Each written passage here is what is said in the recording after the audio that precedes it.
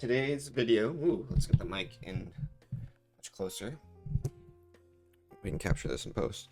All right, so today's video is on male pain. I'm starting this video because I've talked to a couple of people, older than me, younger than me.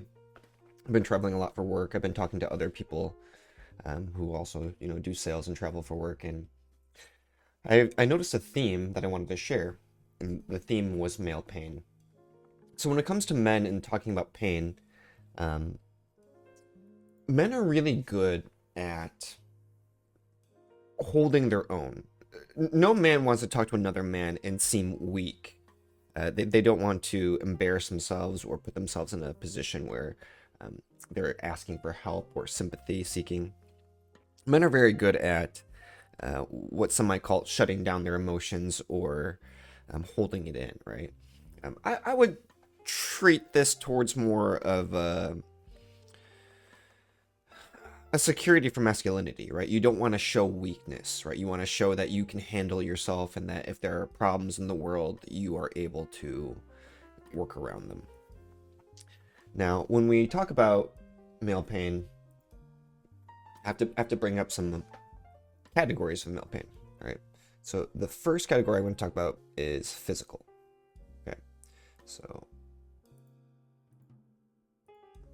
men receive pain physically in lots of different ways. Men take dangerous jobs. They are more sorry. They're more willing to take risks. Right? Men do dumb things. Men are willing to put themselves in the way of injury sometimes, right? But two things that stuck out to me in the stories that I've heard were, some of the men are older than me and they have experience with some of the old school parenting. And when they talk about parents beating their kids or themselves receiving beatings, there's always a glint in their eyes, and it's never a tear. It's never a sadness. It's always a character building for them, right? They feel that they turned out all right, that kids these days are spoiled. I'm not necessarily saying any of these people themselves are beating their kids or advocating for this, but what I will say is that when men experience this themselves, right, or they hear other men talking about them receiving beatings as children, there's not a lot of sympathy. There's not a lot of sadness. It's almost like a fact that's given. And honestly, my own experience, right, I've received a small beating here and there. Nothing terrible, but I think a small amount of discipline is necessary. And I think force is a real thing in real life, right? And if there's not any force applied at home, there could be consequences, right? That's a whole different topic. But what I'll say is when men talk about beatings and receiving beatings, the pain is minor to the story. Right? So we will accept this as fact. Men just receive pain from physical beating, and that's just a fact, right? Same thing with accidents. I myself have been into a car accident here or there. One of the sales reps I was talking to got into a car accident from a rental. Their rental had balding tires, and they're doing a lawsuit through this right now. And he got into a pretty bad accident. His car spun over, and now he's walking with a little bit of a limp. He suffers some pain. He eats medicine here and there. But every person I've talked to about accidents, there's a small amount of grief, and of course there's a small amount of happiness, right? When people see like, oh yeah, you made it out, you're good, thanks, thank goodness.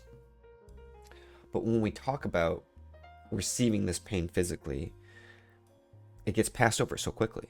In the same way when others talked about their beating, it just moved on. The conversation just moved on so easily.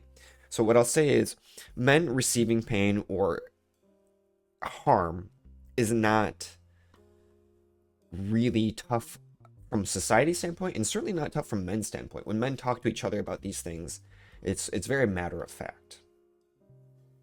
And that's really what I'm trying to highlight with this video, is that there's a lot of aspects of male pain that are overlooked or expected or calloused, right? And in the extreme way, people will talk about how, masculinity is toxic because men don't show weakness to each other because they're not willing to talk about their feelings more. But what I'll say is that expectation from society and men's expectations from each other warrant this type of masculine behavior where you should be able to shrug off things that happen to you. You should be able to take control of your future and that your past does not determine you.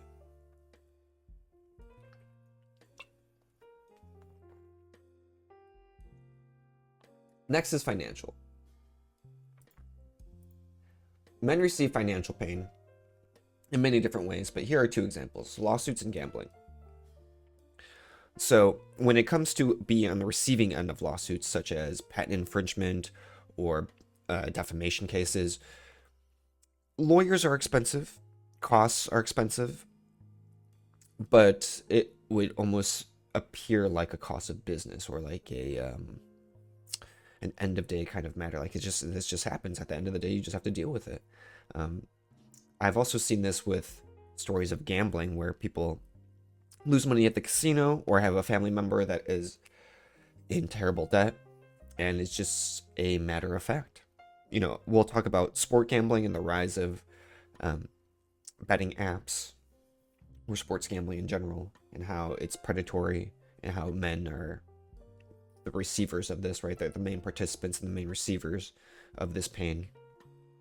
And this type of pain is just similarly talked about with physical, where as they experience this, the only way to dig yourself out is through it, right? You are not really, as a man, permitted to speak about your financial weakness in this regard. This is almost like a take it on the chin type of conversation, right? Where as it's happening to you, this is kind of the cost of life. And I'll say, when people talk about, the casino took, all my money last night, there's very little remorse, there's very little sadness. Men go into this kind of knowing the cost of the event. But this pain is still experienced, right? This pain is experienced, and I would say it's quite normalized, where men are expected to handle it. The third one is going to be emotional pain. Right? Cheating and death are going to be my two main examples. Whenever men talk about their partners, whether it's a wife or a girlfriend cheating on them, the story's sadness kind of peaks within 30 seconds. There's really no sadness from the storyteller as well as from the male receiver of the story, besides, a little bit of spitefulness or a little bit of anger. There will be name calling or, male camaraderie with siding with each other, but the pain is swept away so quickly. Just with all of my examples where, a man, the storyteller himself, will talk about the issue, and the tone and the timbre of his voice will just move on. There's really not too much you can do on dwelling with this. Same thing with death. When people experience a close family member's death, even like a father and mother, men to men have a hard time relating to each other and being there for each other in an emotional capacity. Some ways they'll be there just with their presence, right? And I'm not saying men are bad friends with each other, but especially when you talk about past death, right? When it's not so immediate, we'll say, "Oh, I'm sorry," or "That's terrible, I'm sorry." But just like all of the pain I've listed, it's kind of expected that men kind of just take care of themselves. And so we kind of get to one of the points I was mentioning at the beginning of this video, which is men are good at getting in front of their pain. And what I mean by getting in front of their pain is when they're telling their stories about their experiences, they're never painting themselves as the victim of their story. And this has to do with masculinity and securedness, right? You don't want to be explaining yourself to others in a way where you are lowering your status as you're speaking to another man, right? You want to be able to hold your own ground, be secure with yourself, explain a story and how you can overcome it, or explain a story and how you got through it. The last thing you want to do when men to men speak to each other is explain a story and how you are still beneath that story. You're being crushed currently by that story. You're being overwhelmed. You can't get over it. The story defines you. Men to men, when explaining their experiences, they prefer to be in charge of their own destiny, right? The hero's journey involves you experiencing some sort of discomfort and going through it. Men to men, we don't want to admit defeat, right? And the story can go on as long as you want, right? I went through this trial and tribulation, but now I'm over here, right? So there's no start and end point in anyone's lives where when we choose to tell our story, we have to narrow it down to us being the victim, right? Oh, I got into a car accident and that defines me. Quite the opposite. When men talk about their stories, they get in front of it. So, this video is not just to talk about the normalcy of pain that men experience, but rather to talk about the pain men experience with children. The prompt for this video was another sales rep speaking to me about his experience. And his experience was this. He was dating a single mother for about 7 years. And when I spoke to him, at the time he's telling me the story, they had just broken up for maybe 2-3 months. And he was a bit devastated. You could tell he was slightly heartbroken, right? And I mentioned with the emotional aspects, right? People don't like to seem weak in that aspect, right? So he made sure to downplay his sadness in terms of his relationship with the woman, right? You know, there's obviously some male camaraderie when you talk about like, oh yeah, this person also got divorced, or I've been through this, or I can't trust women, or marriages, da da da. Sure, there's a little bit of that.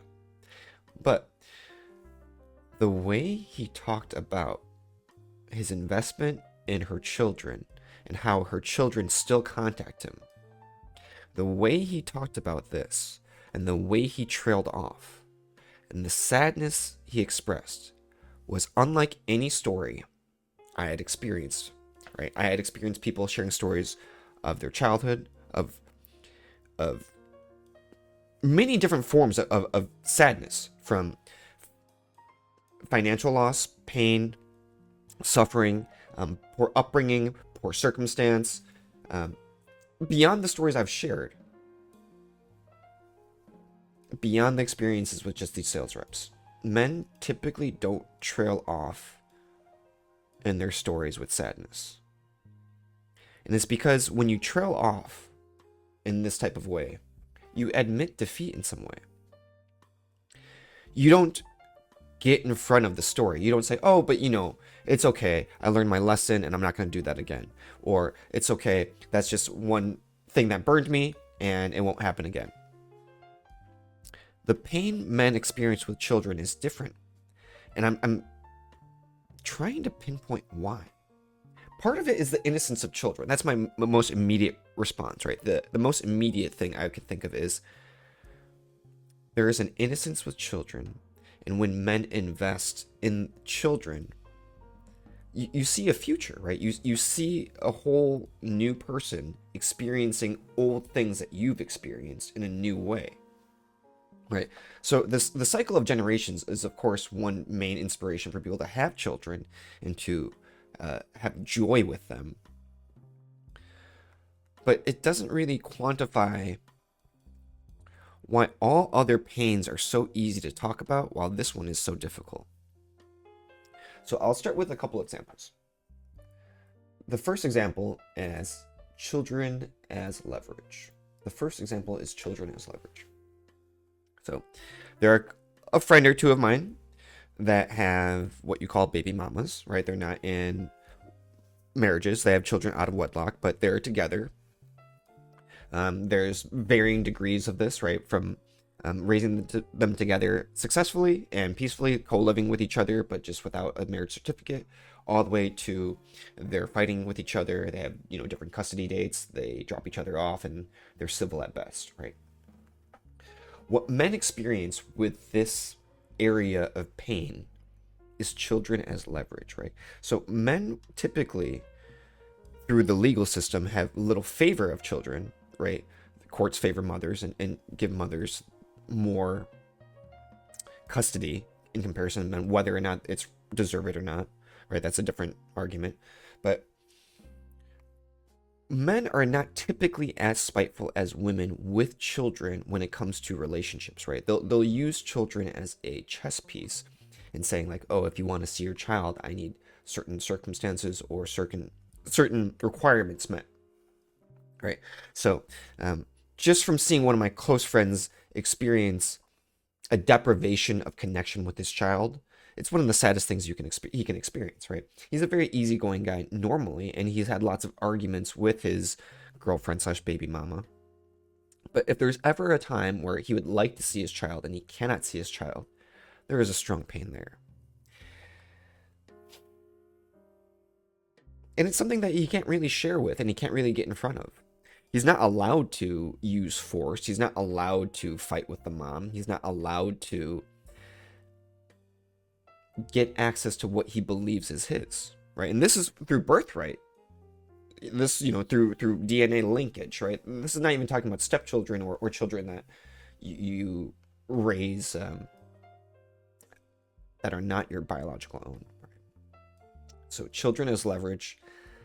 This pain is difficult for women to experience because men are less spiteful when using children or using other people socially. And this is a pain that men have difficulty sharing with each other because this experience is, one, a little shameful, and two, different from the pain that the other kinds of pain that men are able to express, right? Men are able to express different kinds of pain by getting in front of that pain. But with this one, they have to kind of admit defeat.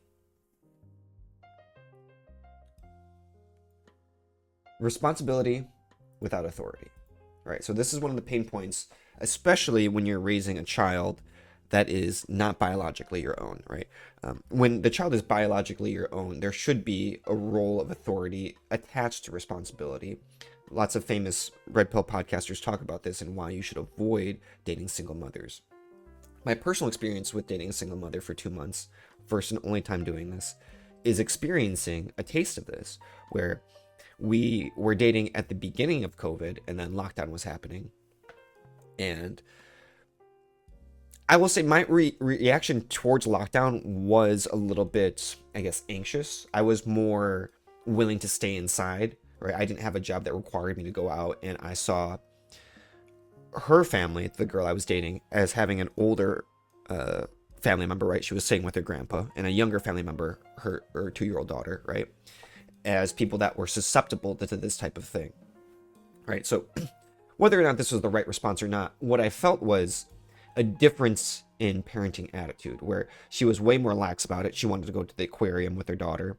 The Long Beach Aquarium is partially outdoors, so I had no idea in comparison, right? My idea of aquarium was the Shed Aquarium from Chicago, so I thought it was all indoors. Politics aside, COVID aside, this was a difference in approach where I didn't think she should go with her daughter to the aquarium. She thought it was fine. We could use different examples, and I don't want to go down to what is right or wrong, but this was an example where I realized I really didn't have a say in this, right? She's not my daughter. So whether I was right or wrong, whether she was right or wrong, doesn't matter. What I experienced was different levels of this, right? Different interactions of this, where I would be responsible for her in some ways. Almost like, am I a babysitter? Am I like an uncle? Am I a friend? But I don't have the authority to just parent her the way I would see fit. Sometimes she would hand me authority, and it was kind of interesting, almost trusting me in a quick way. And sometimes, she would want to do it her way. And who am I to say when it's her daughter, right? People who have dated single mothers for much longer, who have children with single mothers, right? So there's a mix of, their blood and their children versus you also have a child with them. There's whole different dynamics. I have close friends that have made this work. I have close friends who struggle with this. But what I'll say is, describing the pain with this is one very difficult to communicate, right?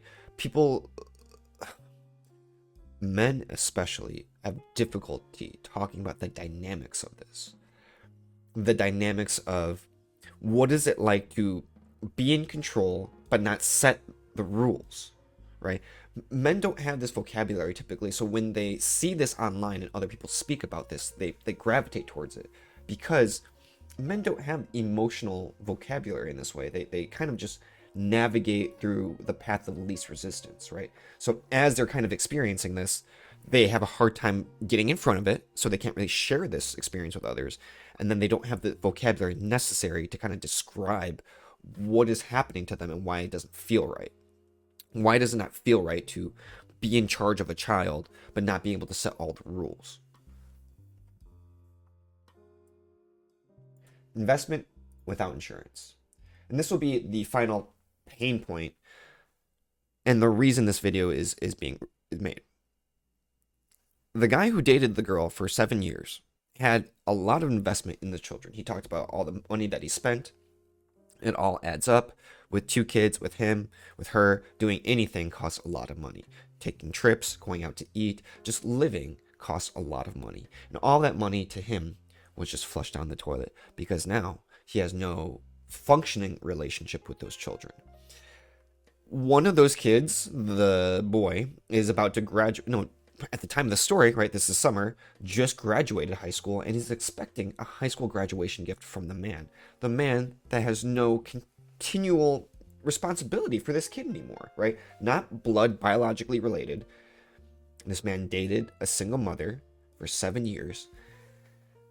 And you have to imagine how connected you'd be from a child that's 11 to 18, right? When a boy is 11, he is a young boy. And then you see him become a teenager, you see him become a young man, and you've given him all the lessons that you can, you've given him the leadership that you can. But there's no insurance with this continued relationship because at any moment a woman could pull the plug on this.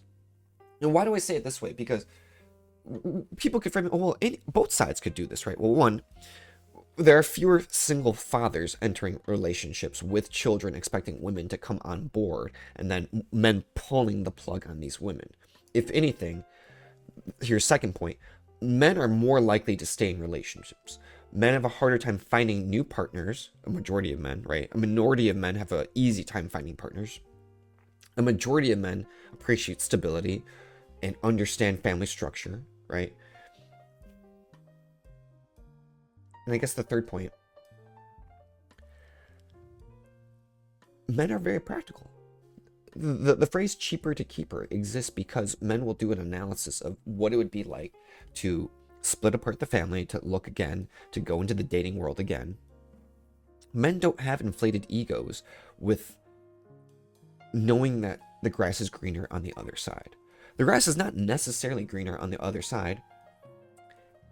And to be fair, women would think this because of how powerful their phones are, right? The internet, their phones, modern technology favors women, favors instant gratification. So there is just a lot more urgency or a lot more perspective on things being greater, right? Statistics like when one woman of a group gets divorced, other women in the group are more likely to get divorced is a very frightening statistic, right? Because it shows that women can be incentivized or encouraged to break apart families, right? While men will experience the pains listed here and not be able to communicate with each other, not have the courage to speak about this because they can't seem masculine in front of it, right? And then they don't really have any legal recourse for any of this, right? Courts favor women, child, what is it called when you're paying alimony, right? Alimony is just it all favors women, right? So the pain men experience with children is such a unique vector that I really wanted to talk about this in this video. It is unlike the pain that men experience in all other facets of the world because in other aspects, men know that the other men will tell them to get over it. They'll just say, okay, I heard your story. I was sad for you. Move on. There will be this type of energy man to man because of masculine reinforcement. As more men congregate, masculine energy spirals upwards, right? So when men speak about their pain, they're not going to spiral downwards with their pain, because men will confront each other and be like, get over it. What are you talking about? You've been on this for a while. You can do this, you can do that. They're problem solvers. They're more disagreeable. They're not going to support each other in their pain. They're going to support each other in their solutions, right? But this pain that I mentioned in this video, this male pain associated particularly with children, is one area where I don't think men will attack other men for. And it's because they themselves can relate to this pain. They can identify with, even if they haven't gone through it themselves, they can see in fear investing into another child and having it taken away. And that's why in the middle of this video, I was so curious. I wonder if it's because children are innocent. I wonder if it's because this is a primal fear of men, where they don't want to raise a child that's not theirs, right? Having the rug pulled, with the DNA test. I mean, come on, that's a whole topic. Why are DNA tests not mandatory on birth, right? Why is not the fatherhood not just confirmed on birth? And it's because there are a percentage of children that are born not through wedlock, that need to be supported financially or structurally through a man that can. Right? So this male pain is actually covertly built into the system. It's covertly not spoken about between men because of a lack of vocabulary, for a lack of courage. And I think that men need to not only heed the warnings of many red pill videos where they say, don't date single mothers, but I think men need to be able to understand and acknowledge each other's pain in this particular area. Why does this pain exist in such a unique way? Why is it that we can talk about getting our asses whooped, losing a bunch of money, being hurt by losing loved ones, through cheating, through death? We can talk about all of these things and be okay with it and give each other shit about it. But we can't talk about the pain we experience with children. Thank you for watching the video.